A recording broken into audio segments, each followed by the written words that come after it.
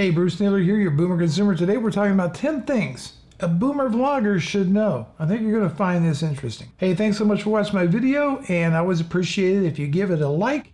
If you're not subscribed to my channel, please do so. Okay, the first thing you should know, as a Boomer, you're not too old to be a vlogger. People are interested in your stories and sharing your life. It doesn't always have to be super exciting. We don't have to be jumping out of helicopters or climbing mountains.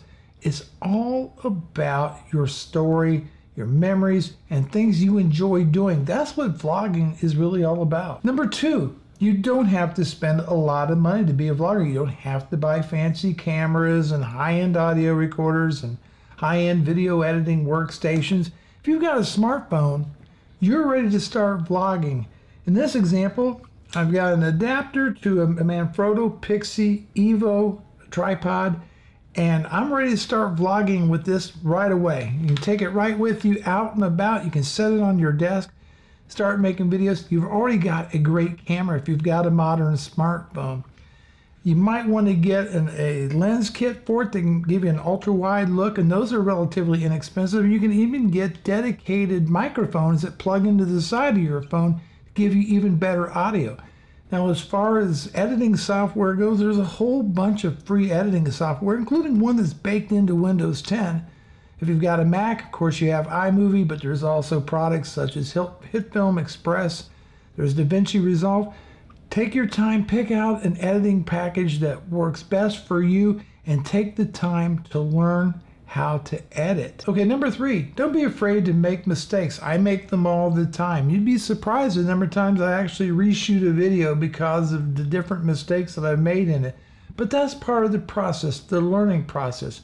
It's about learning lighting, it's learning about your camera, it's learning about capturing good audio, it's learning about editing your video, uploading, all about YouTube. There's a number of moving parts to it, and it's a journey, and it can be an extremely enjoyable one. Number 4, don't be afraid to niche down, however you want to pronounce it. Don't be afraid to find your niche. There's all kinds of different vlogs out there. There's travel vlogs, entertainment vlogs, there's cooking vlogs, you name it. And there is a area of interest in that particular lifestyle. Woodworking, it doesn't really matter.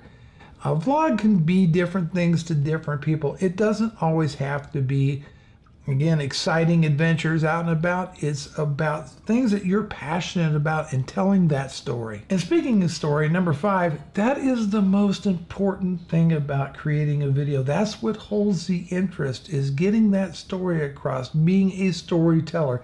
Doing it through video and words, well, it makes things a whole lot interesting if you have this connected story that holds the audience's interest. Number 6, and this was probably one of the most difficult things for me, was learning how to speak to the camera and not freeze up. My little trick is to imagine that I've got a good friend sitting in front of me and I'm just having this conversation with them. There's a YouTuber out there called Unbox Therapy, and he used to refer, I think, to another camera as Jack. Although Jack, there is actually a Jack there, just another camera. Who knows?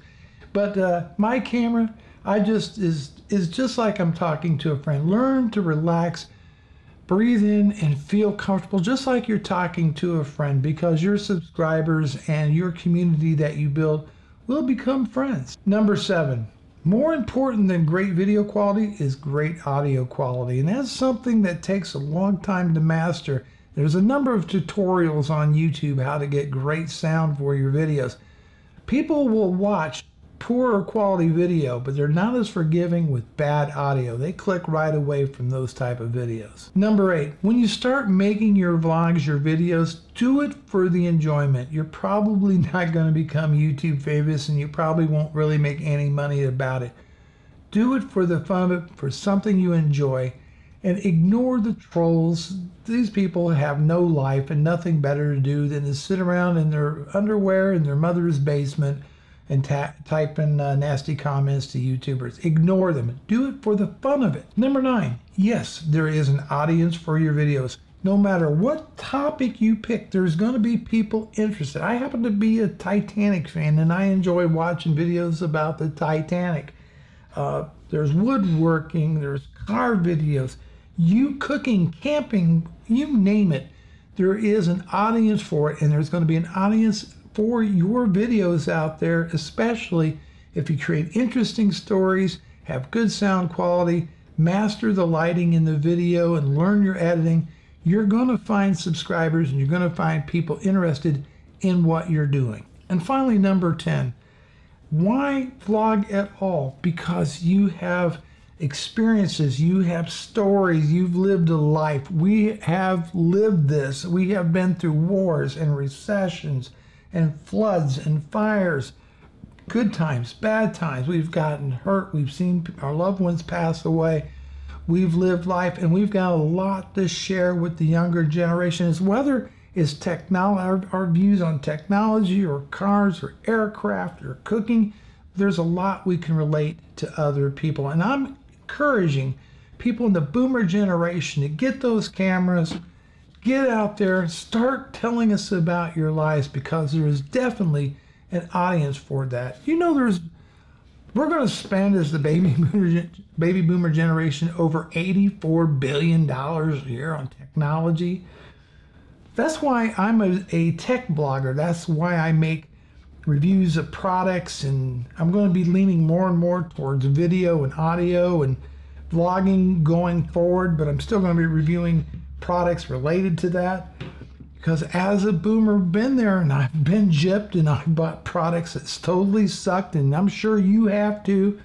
I want to make sure that when I make a video about a product, that I'm giving an honest and accurate representation of what I think about that product, looking at it through the eyes of somebody that's been down that road before. That's it. Bruce Naylor, the boomer consumer. Get that camera, get out there, and start vlogging. I'll talk to you later. I'll see you in the next